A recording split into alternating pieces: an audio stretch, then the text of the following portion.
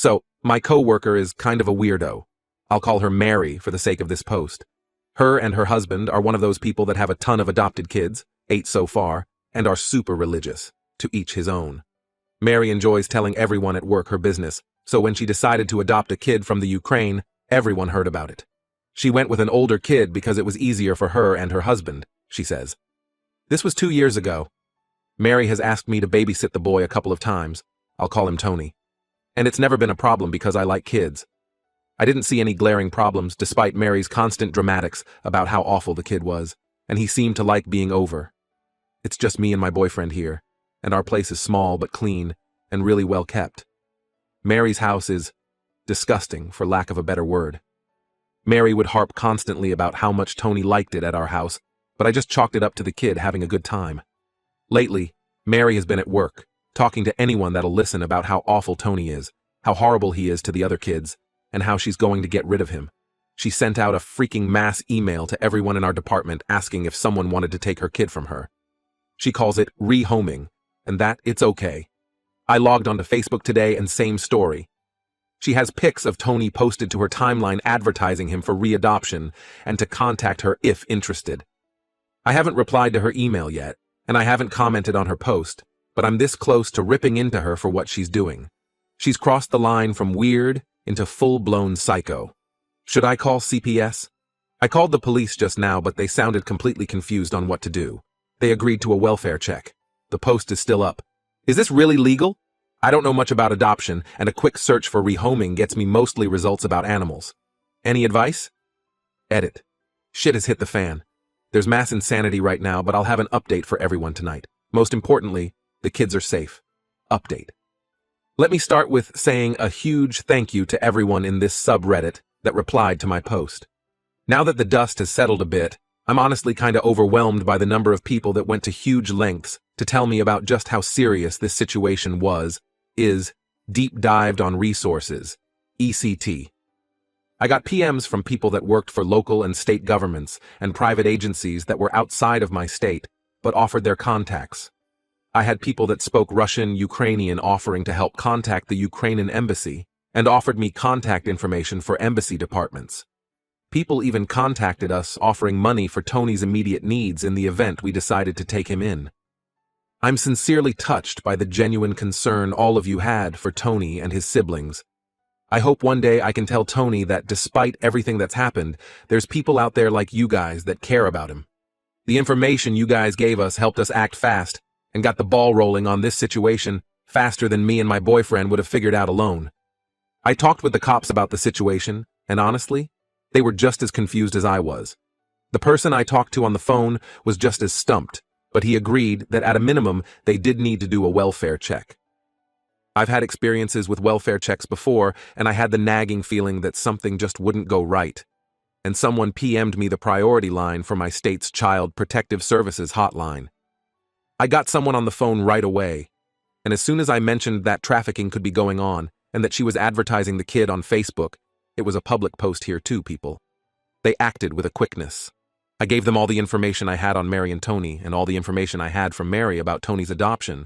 The person I spoke to right away said that she suspected that the adoption might not even be legal. I was floored. I emailed all the screenshots I had to the person I spoke with and asked for a follow-up if that was at all possible. I said that myself and my boyfriend were willing to take Tony on a temporary basis if necessary, but the CPS representative said that likely wasn't possible. Then, the waiting game began. Last night was probably the most stressful night I've ever had. Hell, at one point, I was ready to drive out to Mary's house myself, but was stopped by my boyfriend. It was tough. The cops followed up with us at approximately 2 a.m. Note that I haven't heard from CPS. The officer I spoke with was very cautious and limited in what he said, but he told me that CPS arrived at the home shortly after he did. In not so many words, he implied that Mary had been talking to someone about meeting Tony the very next day and that CPS's suspicions were confirmed. Tony's adoption was not legal. Tony was rehomed to Mary and her husband from another state where placement needs to be approved by a judge. He didn't elaborate further, except to say that other issues came to light and all of the children were removed from the home for their own safety by CPS. He didn't say how long they were there, but said it was a long time. I was asked to drop off all emails and printouts to the station in the morning, and I agreed. My boyfriend and I wanted to make doubly sure that all of our bases were checked, so I called our local FBI office, who said they lacked jurisdiction in the matter, but would be writing up a complaint and referring the issue to the State Department.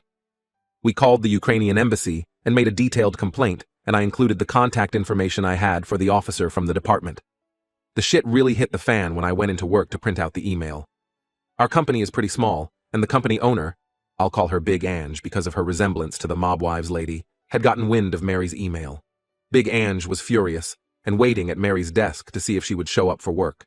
My friend reported that Big Ange waited from 7:15, 9:30 a.m., and that Mary came to work with a sob story about how her kids were being unfairly taken away. Mary wanted time off from work to clear her name and devote herself to reclaiming her family from this misunderstanding. I wasn't there to witness this, but Big Ange, who has 6 kids herself, apparently ripped Mary a new asshole. Mary has been dismissed, and rumor has it that Big Ange may or may not allow her to claim unemployment. My head is honestly still spinning from everything that has happened.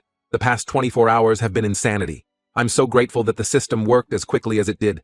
I only hope it works out a long-term solution to this problem and that Mary doesn't get to reclaim her kids.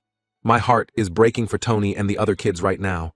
I don't know what the fuck was happening in Mary's house that made CPS remove them that night, but I'm going to sleep better, knowing that they aren't with psycho-ass Mary and her husband, at least for a while. What the future holds for Tony and the other kids, especially because Tony's adoption was apparently illegal, makes me sick, but I'm going to wish for the best. I need a damn drink. Story 2. My father and stepmother died, leaving me, 19M, and my stepsister, 8F. My stepsister's father, who has previously never cared about her, is getting full custody and has told me he won't allow me to visit. Is there anything I can do? Hi. So my life is falling apart. As the title says, a few weeks ago, my father and my stepmother were killed in a car accident. They have been married for 7 years, and my stepmother had a daughter from a previous marriage who is 8 years old. I love her unconditionally as if she were my own sister, and I would fight tooth and nail to keep her safe. She has no immediate family other than her father in the area, so he is going to receive full custody of her. I don't know if subjective opinions are allowed in posts like this, but this guy is a fucking asshole. The reason my stepmother left him is because he was abusive, which was never reported to the police, but I know several people who have witnessed it firsthand, so it absolutely 100% happened. And the reason he was abusive was because my stepsister was born and he didn't want a child. As a result, he has never given a shit about her, never asked to see her, and has never wanted anything to do with her until now. I was at home with my stepsister a few days ago, and he knocked on the door. I opened it, and we had a really ugly conversation about what was going to happen to my stepsister now that her mother and my father were dead. I told him that if he did end up having custody, I would want to be seeing her as often as possible as I consider her my family. He told me, verbatim, "That's not going to happen, son. I don't want my daughter spending time with half-caste blood." He's referring to the fact that my father is mixed race, and that I am too as a result. I slammed the door. I was absolutely livid, which brings me to this post. So basically, I have a few questions. First, can anything be done to stop him having custody? There are no police reports about his abuse, and his criminal record is clean by all the research I have completed. Third, at the very least, could I contend in a court that I have visiting rights to her? I'm not actually related to her, so I'm not sure what the standing is there. Third, if it's not possible to force allowed visits, is there any way I can straight up adopt my stepsister? I have an office job that pays well, so financial security wouldn't be a problem. I have an apartment of my own, and I would be 100% willing to be her full-time guardian. Edit. I want to make it absolutely clear that my sister does not want to live with her dad, and she says she wants to live with me. Thank you so much to anyone who responds to this. I'm at my wit's end, and I will do literally anything to keep my stepsister close to me, and I don't care about the cost. Update.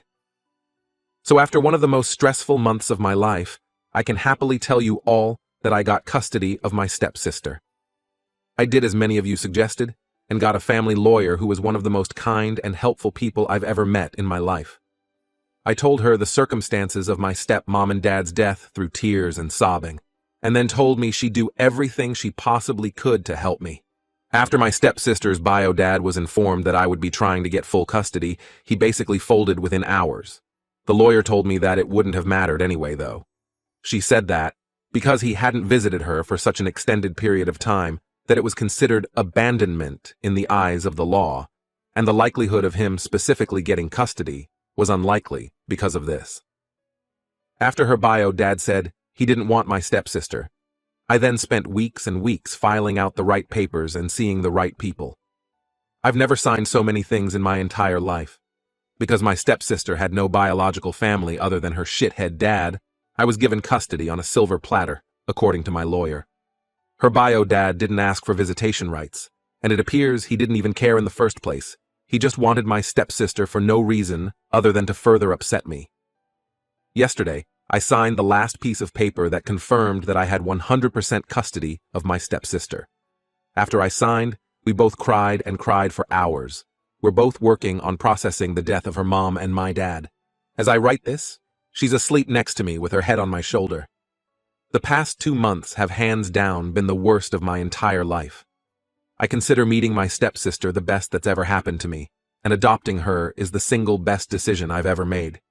These events have made me realize that family isn't just DNA-based. It's actionable investments in the life of someone you love. Thank you so much for all of the people who helped me in my first thread. I owe all of you for the rest of your lives. Once I turn 21, if any of y'all are in the Aberdeen area, drinks are on me. I hope you all lead wonderful lives. Give your loved ones a big hug for me.